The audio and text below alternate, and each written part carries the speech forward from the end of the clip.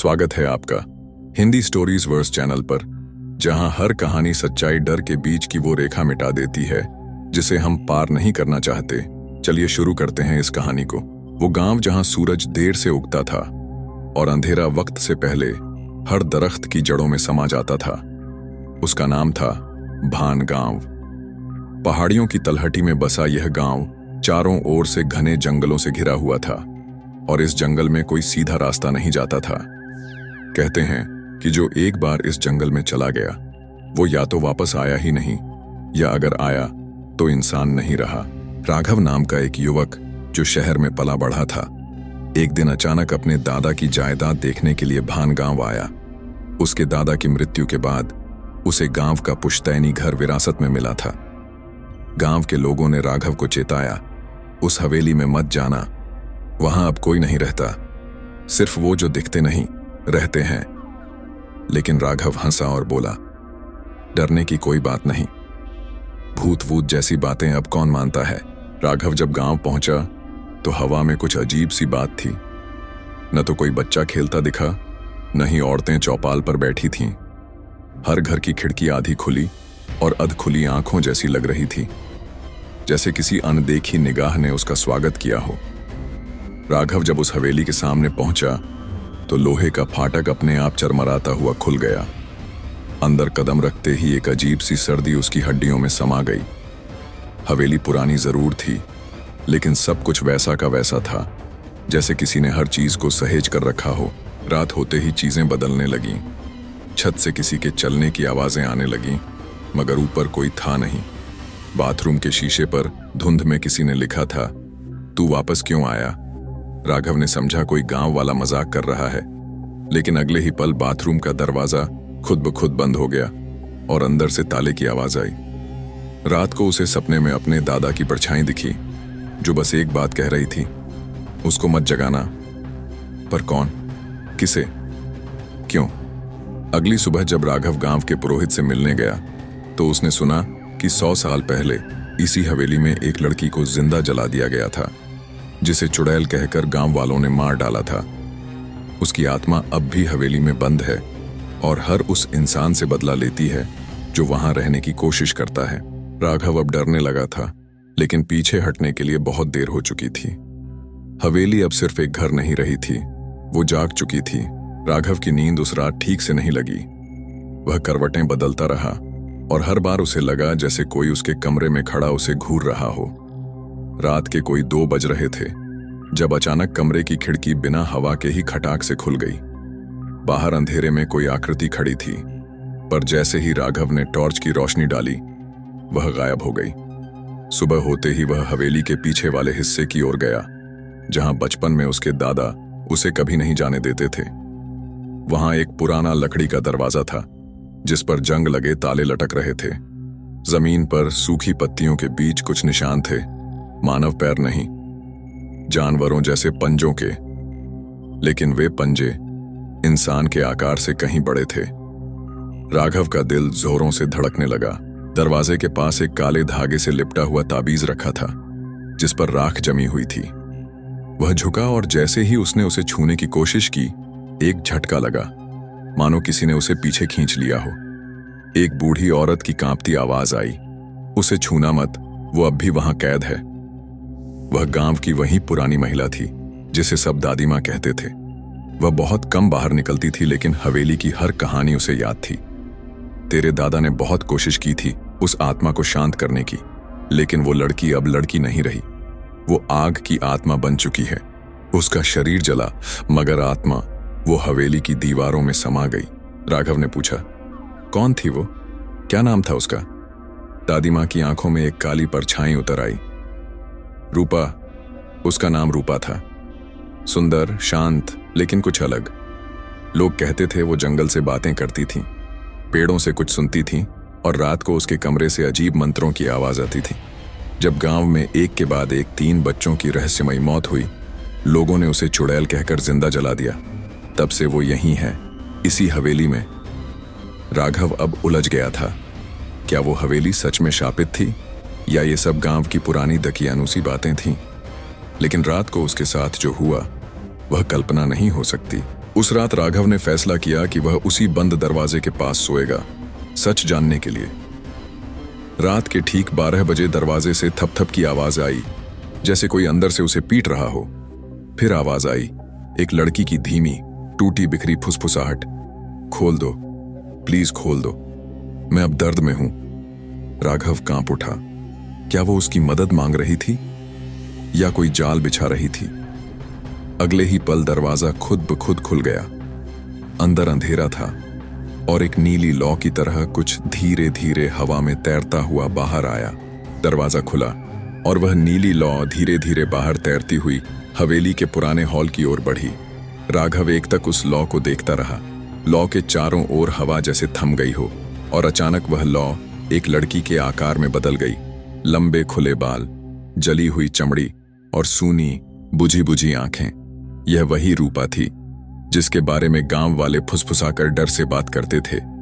राघव का गला सूख गया। वह कुछ बोलना चाहता था मगर उसकी आवाज जैसे किसी ने छीन ली हो।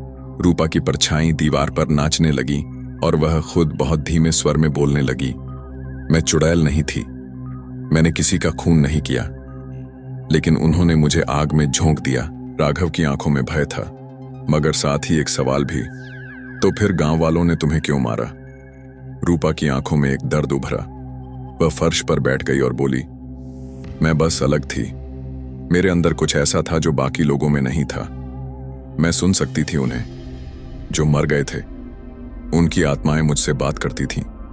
मैं बताती थी लोगों को कि उनकी आत्माएं चैन नहीं पा रहीं, लेकिन उन्होंने मुझे पागल कहा, फिर चुड़ैल, और एक दिन मुझे मेरे ही घर में जला दिया गया, इसी हवेली में। तभी हवा में सिसकियों की आवाजें गूंजने लगीं। दीवारों से धुआं निकलने लगा जैसे वो खुद जलने लगी हों। राघव चीख पड़ा, यह सब क्या हो रहा है? रूपा बोली, मैं कैद हूं। मेरी आत्मा अब भी वहीं बंद है, नीचे तहखाने में, जहां मुझे जिंदा जलाया गया था। जब तक मुझे मुक्ति नहीं मिलेगी, ये हवेली किसी को चैन से नहीं रहने देगी। राघव ने हिम्मत जुटाकर पूछा, तुम्हें मुक्ति कैसे मिलेगी? रूपा ने इशारा किया। नीचे तहखाने में एक राख की ढेर है, वहीं मेरी अस्थियां हैं। उन्हें जल, तुलसी और गंगा जल से शुद्ध करो, तभी मैं मुक्त हो सकूंगी। लेकिन सावधान रहना, उस रात जब मुझे जलाया गया था, उसी रात मेरे साथ कुछ और भी जल गया था। राघव चौंका। क्या? रूपा की आवाज गूंजने लगी। वो चीज जो अब सिर्फ आत्मा नहीं रही, वो घृणा है, बदला है और वो आजाद है। अचानक एक जोरदार झटका लगा। रूपा की आकृति टूटने लगी जैसे किसी ने उसे खींच लिया हो। वह चीख पड़ी, तहखाने में मत जाना, जब तक सूरज न उगे मत जाना, वो जाग गया है, वो। और अचानक सब कुछ शांत हो गया। राघव वहीं जमीन पर बैठा रह गया। उसके हाथ ठंडे पड़ चुके थे, दिल की धड़कनें बेकाबू थीं। हवेली फिर से चुप थी, मगर उस चुप्पी में अब डर नहीं बल्कि इंतजार था, जैसे कोई देख रहा हो। अगला कदम। रात पूरी तरह से छा चुकी थी। हवेली की खिड़कियों पर जैसे काले पर्दे लटक गए हों और चारों ओर से सन्नाटा चीखने लगा था। राघव अब तय कर चुका था, वह तहखाने में जाएगा, लेकिन रूपा की चेतावनी उसके कानों में गूंज रही थी, जब तक सूरज न उगे मत जाना। वो जाग गया है, पर जिज्ञासा डर से बड़ी थी। हथेली में टॉर्च लिए वह धीरे धीरे हवेली की पिछली ओर बढ़ा, जहां लकड़ी की एक पुरानी अलमारी दीवार से चिपकी थी। उसे याद आया, दादी माँ ने कहा था, तहखाने का रास्ता यहीं से खुलता है। उसने अलमारी हटाई तो पीछे एक पत्थरों से ढका छोटा दरवाजा निकला, जिस पर उर्दू और संस्कृत जैसी पुरानी लिपियों में कुछ लिखा था, शायद कोई मंत्र या चेतावनी। दरवाजा खोलते ही एक सड़ी हुई गंध नथुनों में घुस गई, मानो सदियों से बंद एक ऐसा राज हो जिसे अब छेड़ना किसी सज्जा को न्योता देना हो। टॉर्च की रोशनी के सहारे वह नीचे उतरने लगा। सीढ़ियां पत्थर की थीं और हर कदम पर लगता जैसे कोई नीचे से सांस ले रहा हो। हवा में घुटन थी, दीवारों पर अजीब निशान थे, हाथों के, पंजों के और खून के धब्बों जैसे धुंधले लाल निशान। नीचे पहुंचते ही टॉर्च की बैटरी झपकने लगी। नहीं, अभी नहीं, राघव बड़बड़ाया, लेकिन टॉर्च बुझ गई। अंधेरे में वह वहीं ठिठक गया। तभी किसी के रोने की आवाज आई। बहुत धीमी, बहुत दर्दनाक। कोई लड़की जोर जोर से सिसक रही थी। राघव ने जेब से लाइटर निकाला और जलाया। हल्की सी लौ फैली और सामने जो दिखा उसने उसकी सांसें रोक दी। एक चबूतरे पर राख की एक ढेर रखी थी और उसके पास एक लकड़ी की गुड़िया, जली हुई, सिर आधा पिघला हुआ। उस पर सुइयों की बुनावट थी, जैसे किसी तांत्रिक कर्मकांड का हिस्सा। रूपा की अस्थियां, राघव फुसफुसाया। जैसे ही वह राख की ओर बढ़ा, जमीन कांपने लगी, दीवारों से कालिक सी बहने लगी और एक काला साया हवा में बनने लगा। एक भयानक गैर इंसानी आवाज गूंजी, तूने उसे जगाया। राघव पीछे हटना चाहता था, लेकिन पैर जैसे जमीन से चिपक गए थे। वह साया अब पूरी तरह इंसानी आकार में बदल चुका था, पर चेहरा नहीं था, बस एक काला गड्ढा और आंखों की जगह दो जलती हुई लपटें। कौन है तू? राघव ने हिम्मत कर पूछा। आवाज आई, मैं घृणा हूं, मैं वो आग हूं जिसमें इंसान की इंसानियत जलती है। रूपा का शरीर तो मरा, लेकिन मेरे भीतर जो नफरत पनपी, उसने मुझे जन्म दिया। अब मैं सब जलाऊंगा, सबको। राघव चीख पड़ा और भागने लगा, पर सीढ़ियां अब गायब हो चुकी थीं। पीछे सिर्फ दीवार, अंधेरे में बंद, तहखाने में कैद और काले साए की सांस उसके गले के पास। तहखाने की दीवारें अब राघव के चारों ओर बंद हो चुकी थीं। जिस रास्ते से वह नीचे आया था, वह गायब हो गया था, जैसे वो कभी था ही नहीं। उस पर अब हवेली की आत्मा का शिकंजा कस चुका था। अंधेरे में सिर्फ उसकी धड़कनों की आवाज थी और वो काली परछाई जो उसकी हर सांस के साथ और करीब आती जा रही थी। राघव किसी तरह लाइटर जलाता है और देखता है कि जिस राख के ढेर के पास वह पहले खड़ा था, वहां अब कोई आकृति बैठी है, रूपा की ही परछाई, लेकिन उसका चेहरा अब पूरी तरह झुलसा हुआ है। वह गहरी आवाज में कहती है, तू आया है मुझे मुक्त करने या मेरा हिस्सा बनने? राघव थरथराता हुआ बोलता है, मैं तुम्हें मुक्ति देने आया हूं, सच में। रूपा चुप हो जाती है, लेकिन हवा में गर्माहट बढ़ जाती है, जैसे किसी ने धीमे से आग सुलगा दी हो। अचानक एक कोना जलने लगता है। दीवार पर पुराने अक्षरों में एक श्लोक लिखा होता है, जो सिर्फ आग की रोशनी में दिखाई देता है। जो राख को जल से शुद्ध करे, तुलसी से शांति दे और गंगा जल से पुनर्जन्म का द्वार खोले, वही आत्मा को मुक्ति देगा।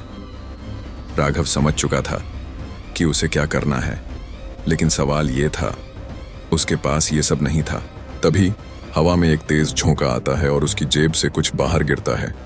दादी माँ द्वारा दिया गया ताबीज, जिसके अंदर तुलसी की सूखी पत्तियां और एक चुटकी गंगा जल था।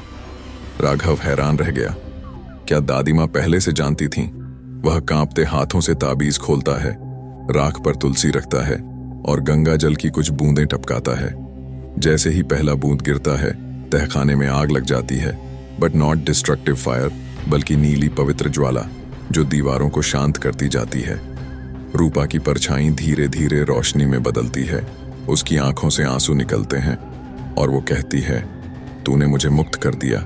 लेकिन अचानक जमीन कांपने लगती है। लेकिन जिस नफरत ने मुझे जन्म दिया, वो अभी जिंदा है। तूने मुझे मुक्त किया, उसे नहीं। अचानक तहखाने की जमीन फटती है और काली आग की एक ज्वाला निकलती है। एक दूसरी आकृति ऊपर आती है, कद में लंबी, काली परतों से ढकी और आंखें खून जैसी लाल। रूपा चीखती है, भागो। यह वह है जो रूपा के भीतर नहीं, रूपा के आसपास पला। गांव की नफरत, लोगों की हिंसा, यह वो साया है जो सबकी आत्माओं से बना है। राघव भागने की कोशिश करता है, लेकिन रास्ता अब भी बंद है। तभी ऊपर से एक झंझनाती आवाज आती है, घंटियों की। गांव का पुराना मंदिर, जहां बचपन में उसके दादा उसे हर सोमवार ले जाते थे। वही मंदिर जिसकी घंटी सैकड़ों वर्षों से हर रात 3 बजे खुद ब खुद बजती थी। और उसी मंदिर से एक तांत्रिक आत्मा की गूंजती आवाज आती है। अगर उसे रोकना है तो उसकी नफरत को जकड़ना होगा, मृत आत्माओं के शुद्ध मंत्र से, हवन से। पर तुम्हें अकेले नहीं लड़ना होगा। राघव घबरा जाता है। कौन है वहां? आवाज आती है, तेरा रक्षक, तेरा रक्त, तेरे दादा। तहखाने की दीवारें अब नीली ज्वाला से साफ हो चुकी थीं, मगर सामने खड़ा वह काला साया, नफरत और हिंसा से बना, हर पल और ताकतवर होता जा रहा था। उसकी परछाई अब सिर्फ राघव पर नहीं, पूरी हवेली पर पड़ रही थी। वह जमीन पर न तो चलता था, न हवा में उड़ता, बल्कि तैरता हुआ दीवारों के भीतर से निकलता और हर दिशा से हमला करता। राघव अंधेरे में डरा, थका और घुटता खड़ा था। तभी फिर मंदिर की घंटियां तेज हो गईं और उन घंटियों की गूंज के साथ साथ धुंध से एक आकृति उभरी। दाढ़ी वाला वृद्ध पुरुष, लंबा चोगा पहने हुए, हाथ में चांदी की छड़ी और माथे पर भभूत की रेखा। यह था पंडित भैरवनाथ, राघव के दिवंगत दादा। राघव की आंखों से आंसू छलक पड़े। दादाजी, आप? भैरवनाथ की आत्मा ने गंभीर स्वर में कहा। बेटा, इस हवेली की आत्माएं सिर्फ मरी नहीं, उन्हें मारा गया था नफरत से, और अब वही नफरत एक रूप बनकर लौट आई है। इसे मारना असंभव है, लेकिन इसे बांधा जा सकता है, उसी पुरातन यज्ञ विधि से जिसे तांत्रिक भी भूल चुके हैं। राघव घबरा गया। मुझे क्या करना होगा? भैरवनाथ ने एक पुरानी लकड़ी की पेटी निकाली, जो हवा में तैरती हुई राघव के सामने आ गिरी। उसमें था एक तांत्रिक ग्रंथ, कुछ सिंदूरी यंत्र और एक मिट्टी का दीपक। तुझे यह हवन आज ही करना होगा, सूरज उगने से पहले, नहीं तो यह साया सिर्फ हवेली नहीं, पूरे गांव को निगल जाएगा, भैरवनाथ ने कहा। राघव ने कांपते हाथों से ग्रंथ को खोला, लेकिन शब्द असमझ थे, पुरानी प्राचीन लिपि में। मैं कैसे पढ़ूंगा इसे? उसने पूछा। भैरवनाथ की आत्मा मुस्कुराई। तेरे खून में मेरी विद्या है, जैसे ही तू दीपक जलाएगा, शब्द खुद समझ आने लगेंगे। तभी काले साए की गरजती हुई आवाज गूंजी। तुम सब मुझे रोक नहीं सकते। मैं सिर्फ आत्मा नहीं, मैं उस समाज की नफरत हूं जिसने अपने ही बच्चों को जला दिया, और अब मैं हर एक रूह को अपना बना लूंगा। हवेली की दीवारें कांपने लगीं, छत से राख गिरने लगी। रूपा की आत्मा, जो अब शांत हो चुकी थी, उसने राघव की ओर देखा और कहा, अगर तुम असफल हुए तो सब कुछ खत्म हो जाएगा। मैं तुम्हारे साथ हूं, अंत तक। राघव ने दीपक जलाया। उसकी लौ नीली थी। ग्रंथ की लिपि अब स्पष्ट होने लगी। मंत्र गूंजने लगे और हवन की अग्नि तैयार होने लगी। चारों ओर हवाएं तेज हो गईं, दीवारें थरथराने लगीं, और अब हवेली युद्ध का मैदान बन गई थी। एक ओर तांत्रिक रक्षक की आत्मा, एक ओर नफरत की काली परछाई, और बीच में राघव, जो अब सिर्फ एक लेखक नहीं बल्कि एक योद्धा था। राघव अब हवेली के उस पुराने कक्ष में था, जो कभी भैरवनाथ जी का ध्यान स्थल हुआ करता था। कमरा बिखरा हुआ था, मिट्टी की टूटी मूर्तियां, बुझे हुए दिए, और दीवार पर एक भारी चक्र बना हुआ था, जिसे कभी किसी ने हाथ नहीं लगाया था।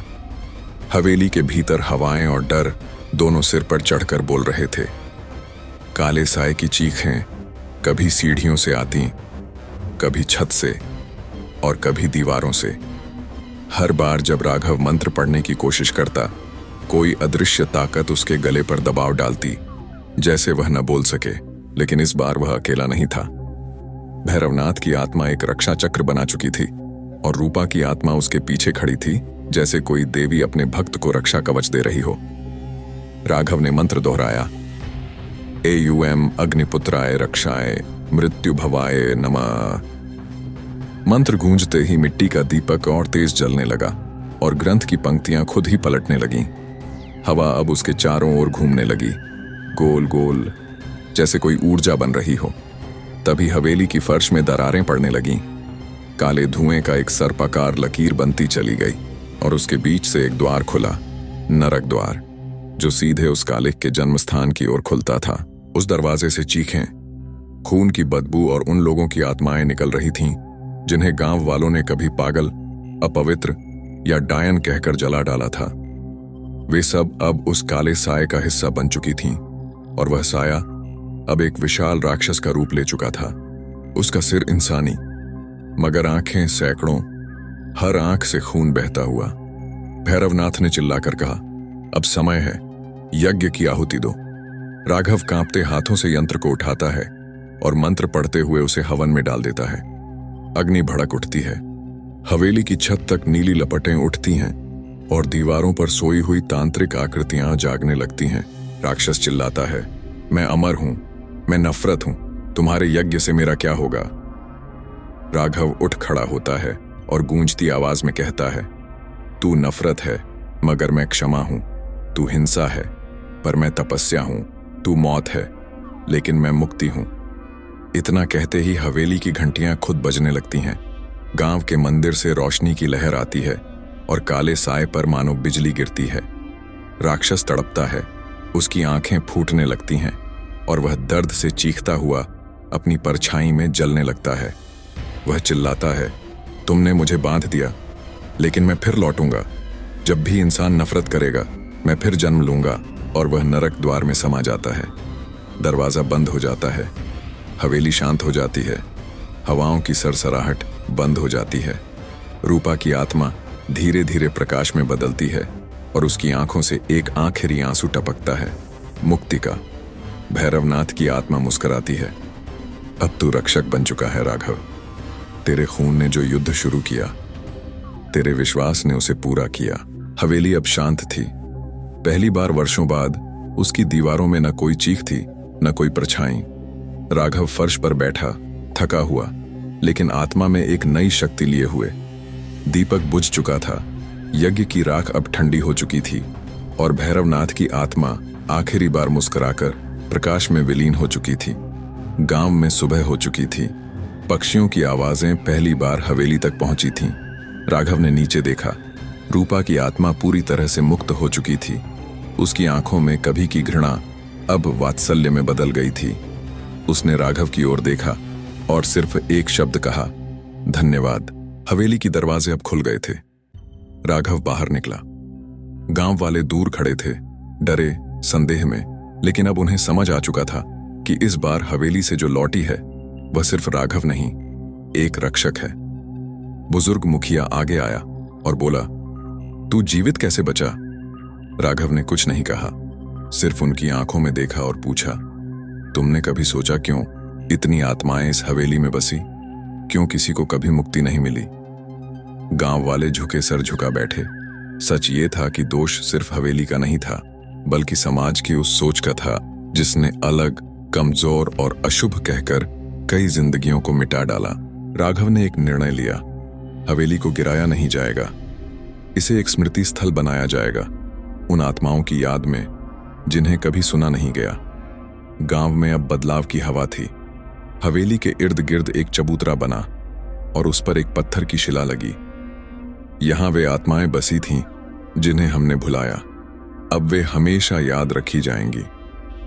लेकिन जिस रात उस चबूतरे की स्थापना हुई, राघव अपनी डायरी में अंतिम शब्द लिख रहा था कि तभी हवा में एक अजीब सरसराहट हुई।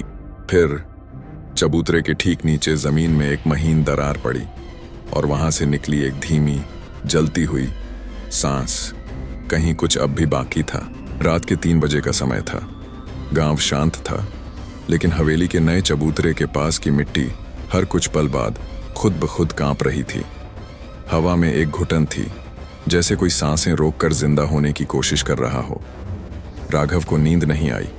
उसकी आत्मा बेचैन थी। वह उठा और बिना किसी को जगाए सीधे चबूतरे की ओर बढ़ गया। रास्ते में उसे मंदिर की घंटियों की धीमी आवाज सुनाई दी, लेकिन मंदिर तो बंद था। वह चबूतरे के पास पहुंचा और ध्यान से जमीन पर झुका। मिट्टी में एक बहुत महीन सुराख था और वहां से बेहद हल्की लेकिन स्पष्ट आवाज आ रही थी, किसी के गले में जकड़न की आवाज, जैसे कोई दबे गले से पुकार रहा हो, जिंदा हूं। राघव ने झट से एक टॉर्च और फावड़ा उठाया और खुदाई शुरू कर दी। मिट्टी अब भाप छोड़ रही थी, गरम और गाढ़ी, जैसे उसके नीचे कोई लाश नहीं बल्कि नरक का द्वार खुल रहा हो। करीब 5 फीट गहराई तक खोदने पर एक पुराना तांत्रिक ताबूत मिला। लकड़ी का नहीं, पत्थर का। उस पर तांत्रिक यंत्र खुदे हुए और एक लोहे की कील से मुंह बंद। राघव ने जैसे ही कील निकाली, पत्थर अपने आप खिसक गया और उसमें से निकला एक 14-15 साल का लड़का। पूरे शरीर पर लोहे की जंजीरें, माथे पर राख और आंखों में ज्वाला। वह कोई आत्मा नहीं था, वह जिंदा था, सैकड़ों साल से एक शाप में बंधा हुआ। राघव पीछे हट गया। लड़का उठकर सीधे उसकी आंखों में देखने लगा। तू वो है जिसने हवेली से परछाई हटाई, पर मैं परछाई नहीं, मैं वो हूं जिसे सबने जिंदा दफनाया। मुझे डायन का बेटा कहा गया, लेकिन मैं तांत्रिकों की संतान हूं और अब मैं सबको दिखाऊंगा कि जो मरते नहीं वो कैसे लौटते हैं। राघव कांप गया। तुम कौन हो? लड़का बोला, मेरा नाम तुरग है और मैं इस गांव का पहला श्राप हूं जिसे मिट्टी ने अब तक संभाल कर रखा था। आसमान में काले बादल घिर आए, बिजली चमकी और हवेली की टूटी हुई घंटियां फिर से खुद बजने लगीं। गांव की हवा एक बार फिर से डर से भरने लगी। राघव समझ चुका था, जिसे वह अंत समझ रहा था वह तो बस एक पुराने अपराध की शुरुआत थी। तुरग अब पूरी तरह जमीन से बाहर आ चुका था। उसके शरीर से भाप निकल रही थी, लेकिन उसकी आंखों में आग थी। राघव ने जैसे ही उसकी ओर हाथ बढ़ाया, तुरग की आंखें चमक उठीं और हवा कांपने लगी। तुरग बोला, मुझे मत छू, मैं अब इंसान नहीं और न ही आत्मा। मैं वो हूं जो इंसान की भूल और आत्मा की पीड़ा से पैदा हुआ है। मैं वो हूं जिसे शांति नहीं चाहिए, मुझे हिसाब चाहिए। राघव ने पूछा, तू किसका बदला लेने आया है? तुरग ने आसमान की ओर देखा, फिर गांव की ओर इशारा किया। जिस गांव ने मेरी मां को डायन कहा, जिसने उसे पेड़ से लटकाया, फिर मुझे उसकी लाश के पास जिंदा दफन कर दिया, वो गांव अब सांस नहीं लेगा। राघव की रूह कांप गई। तुरग की मां कोई और नहीं, तारा थी, एक अनाथ लड़की जिसे गांव वालों ने हर अनहोनी का कारण मान लिया था। जब गांव में सूखा पड़ा, जब मुखिया का बेटा बीमार हुआ, जब नदी की मछलियां मरी, सबका दोष तारा पर लगा। तारा जब गर्भवती हुई, लोगों ने कहा यह किसी तांत्रिक का पाप है और बिना सुनवाई उसे डायन करार देकर जिंदा पेड़ से लटका दिया गया। उसके मरते ही उसी रात गांव के मंदिर के नीचे के पुजारियों ने उसके बेटे को पत्थर के ताबूत में बंद कर जिंदा दफन कर दिया ताकि पाप मिट जाए। लेकिन पाप नहीं मरा, वह तुरग बन गया। अब तुरग गांव की ओर बढ़ चला। जहां वह कदम रखता वहां मिट्टी काली हो जाती, पशु कांपने लगते और बच्चे बिना कारण चीखने लगते। राघव ने उसे रोका, तू वही कर रहा है जो उन्होंने तेरे साथ किया। बदला तुझे शांत नहीं करेगा। तुरग की आंखों से आंसू गिरा। मुझे शांति नहीं चाहिए, मुझे वो चाहिए जो छीन लिया गया, मेरी मां, मेरी पहचान, मेरा जीवन। तभी मंदिर की घंटियों ने एक अलग सुर में बजना शुरू किया। एक पुजारी दौड़ता हुआ आया। राघव, मंदिर के नीचे की सुरंग में कुछ अजीब हो रहा है। राघव तुरग की ओर देखता है। वो सुरंग तेरी मां की आत्मा को कैद करने के लिए बनाई गई थी। क्या वह अब भी वहीं है? तुरग सन्न रह गया। उसकी आंखों में आशा की एक चिंगारी जली। वह बोला, अगर मेरी मां जिंदा नहीं लेकिन जागी हुई है तो मैं उसे देखे बिना नहीं रहूंगा। अब राघव, तुर्ग और पुजारी तीनों गांव के प्राचीन मंदिर की गुप्त सुरंग की ओर बढ़ते हैं, जहां मौत से भी गहरी मातृत्व की पीड़ा कैद है। अगर आपको ये कहानी दिलचस्प लगी, डरावनी लगी या कुछ नया महसूस हुआ हो तो चैनल को सब्सक्राइब करें। धन्यवाद। आपका फिर मिलेंगे एक नई कहानी के साथ।